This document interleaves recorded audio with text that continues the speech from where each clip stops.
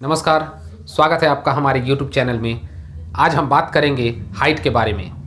Height कम होना, बौना होना या नाटा होना, ये ऐसे शब्द हैं जिसे सुनना अपने आप में मन में कुंठा भर देता है। कम हाइट के लोग इससे सिर्फ अपने आप को शारीरिक रूप से कम नहीं मानते बल्कि मानसिक रूप से भी कुंठित हो जाते हैं। कई लोग तो हाइपरटेंशन का भी शिकार हो जाते हैं। आज मैं आपको बताऊंगा कि क्या होना चाहिए हमारा बिल्कुल सही हाइट, क्या है हमारे हाइट कम होने का कारण, और अगर हाइट कम है तो फिर हम कैसे अपने हाइट को बढ़ा सकते हैं। तो बने रहिए हमारे साथ इस वीडियो के अंत तक। लेकिन आगे बढ़ने से पहले मैं आपको बताना चाहूँगा कि अगर अभी तक आपने हमारा चैनल सब्सक्राइब नहीं किया है तो इस वीडियो के नीचे लाल कलर के सब्सक्राइब बटन को क्लिक करें और फिर बेल का निशान बनने पर उस पर भी क्लिक करें ताकि मेरा आने वाला हर वीडियो आप तक पहुँच पाए। तो अब चलते हैं आज के टॉपिक पर। तो सबसे पहले हम जानते हैं कि हमारा हाइट हमारे एज के हिसाब से कितना होना चाहिए, जिसे आप बारी बारी से लड़का तथा लड़की का हाइट चार्ट हमारे स्क्रीन पर देख रहे होंगे। और फिर मैं बताना चाहूँगा कि हमारा हाइट हमारे वेट के हिसाब से कितना होना चाहिए, और इसे भी आप हाइट चार्ट के हिसाब से हमारे स्क्रीन पर देख रहे होंगे। इस हाइट चार्ट के हिसाब से आप अपनी हाइट का कैलकुलेशन कर सकते हैं। और अगर आपकी हाइट कम है तो अब जान लेते हैं कि हाइट कम होने की वजह क्या है। हाइट बढ़ाने के लिए हमारे शरीर में ग्रोथ हार्मोन्स होते हैं जो कि हमारे पिट्यूटरी ग्लैंड से निकलती है।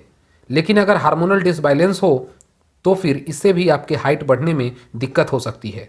हार्मोन्स का असंतुलन कई कारणों से हो सकता है, जैसे कि पर्यावरण में प्रदूषण, गलत खान पान या किसी लंबी बीमारी से अगर आप ग्रसित हैं तो इससे भी आपका ग्रोथ हार्मोन्स पर असर पड़ सकता है और आपका ग्रोथ रुक सकता है। एक कारण अनुवांशिक भी होता है जो जेनेटिक होता है। जैसे अगर माता पिता का हाइट कम हो तो इसकी वजह से भी बच्चे की हाइट रुक सकती है या फिर नॉर्मल से कम हो सकती है। लेकिन अगर पेरेंट्स की हाइट सही है तो फिर न्यूट्रिएंट्स की कमी भी कम हाइट होने का एक वजह हो सकता है, क्योंकि इससे भी ग्रोथ रुक जाती है।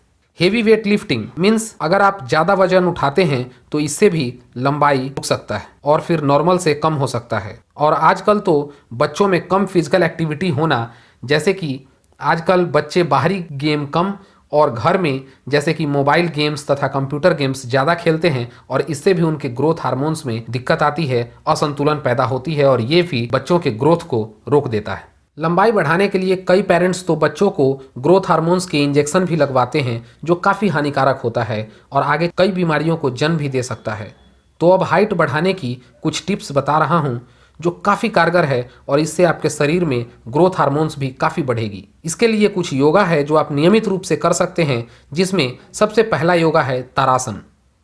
इस योगा से छाती और कंधे की मांसपेशियों में खिंचाव आता है जो हाइट बढ़ाने के लिए काफी लाभकारी है। दूसरा योगा है भुजंगासन। इस योगा से पेट और पैरों की मांसपेशियों में खिंचाव आता है जिससे ग्रोथ हार्मोन्स संतुलित होती है। तीसरा योगा है कपालभाति। इससे भी शरीर में ऑक्सीजन की पूर्ति होती है जो ग्रोथ हार्मोन्स को नियंत्रित करता है। हाइट बढ़ाने के लिए आप नियमित पानी भी पी सकते हैं, ये भी काफी अहम है। पानी कितना पीना चाहिए इसके लिए भी हमारे चैनल पर आपको एक वीडियो मिल जाएगा जिसका लिंक मैं नीचे डिस्क्रिप्शन में दे रहा हूँ, वहाँ से भी जाकर उस वीडियो को आप देख सकते हैं। हाइट बढ़ाने के लिए पौष्टिक आहार भी खाएं, साथ में गाजर, चुकंदर तथा टमाटर को प्रचुर मात्रा में खाने में शामिल करें। गाजर, चुकंदर और टमाटर का जूस भी ग्रोथ हार्मोन्स को बढ़ाने में काफ़ी लाभदायक होता है। ये सभी आसन, ये सभी योगा आपके हाइट को बढ़ाने में काफ़ी अहम साबित होंगे। लेकिन इसके अलावा अगर फिर भी आप कोई मेडिसिन चाहते हैं तो इसके लिए PHL फार्मा की एक बहुत ही इफेक्टिव मेडिसिन है जो होम्योपैथिक में आती है, PHL फार्मा की हाइटेक्स। ये काफ़ी इफेक्टिव मेडिसिन है और इससे आपके ग्रोथ हार्मोन्स में काफ़ी बढ़ोतरी होगी। PHL की हाइटेक्स होम्योपैथिक की काफ़ी इफेक्टिव मेडिसिन है जो कि अक्सर हाइट बढ़ाने के लिए डॉक्टर प्रिस्क्राइब करते हैं। ज़्यादातर केसेस में हाइटेक्स का काफ़ी अच्छा रिजल्ट देखने को मिला है। अब इसको लेने की विधि जान लेते हैं। वैसे तो इस पे एक इंडिकेशन आपको चार्ट भी मिल जाएगा जिसमें कि आप अपने एज के हिसाब से इसको लेने की विधि देख सकते हैं और उस अकॉर्डिंग भी आप इसको ले सकते हैं। लेकिन अगर आप किसी लंबी बीमारी से ग्रसित हैं तो इसको लेने से पहले आप अपने डॉक्टर से जरूर एक बार संपर्क कर लें। अगर आपका हाइट नॉर्मल है या फिर नॉर्मल से कुछ कम है तो फिर आप दिन में 2 बार ले सकते हैं, सुबह और शाम। वैसे इस पे आपको इंडिकेशन चार्ट में दिख जाएगा कि इस मेडिसिन को दिन में 3 बार लेना है, तो अच्छे रिजल्ट के लिए आप दिन में 3 बार भी ले सकते हैं। आप इस मेडिसिन को अपने नज़दीकी किसी भी हेम्योपैथिक स्टोर से ले सकते हैं, लेकिन अगर लेने में परेशानी हो तो इसको परचेज करने का लिंक भी मैं डिस्क्रिप्शन में दे दे रहा हूं, वहां से भी आप हाइटेक्स मेडिसिन को खरीद सकते हैं। उम्मीद है कि हाइट को लेकर सभी जानकारी पूरी मिली होगी।